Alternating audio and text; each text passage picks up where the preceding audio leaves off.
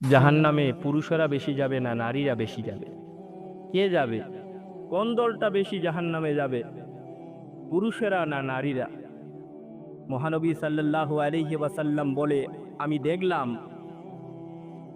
অধিকাংশ অধিবাসিনী জাহান্নামে নারীরা। জিজ্ঞাসা করা হলো, সাহাবায়ে কেরামেরা জিজ্ঞেস করলো, ইয়া রাসূলুল্লাহ, এর কারণটা কি? আমার আপনার নবী মুহাম্মদুর রাসূলুল্লাহ সাল্লাল্লাহু আলাইহি ওয়াসাল্লাম বলেন, এর কারণটা হলো তারা কুফরি করে। সাহাবায়ে কেরামেরা জিজ্ঞেস করলো, ইয়া রাসূলুল্লাহ, তারা কি মুসলমান নয়? তারা কি কলমা পড়ে না?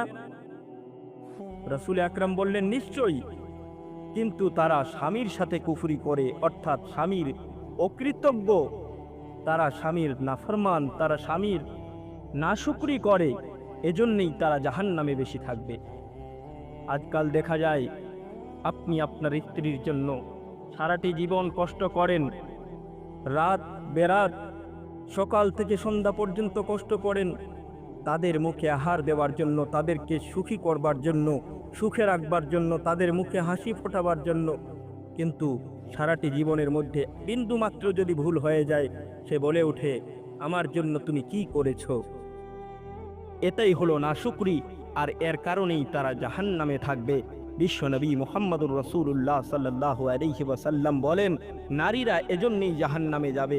এজন্যই তোমরা, এই নারীরা, তোমরা বেশি বেশি ইস্তেগফার পড়ো, তোমরা তওবা ইস্তেগফার পড়ো, আল্লাহর কাছে ক্ষমা প্রার্থনা করো, আর আল্লাহর জিক্র আজকার করো, আল্লাহর ইবাদত করো, নামাজ পড়ো, রোজা রাখো এবং নেক আমল করো, দান ও খয়রাত করো।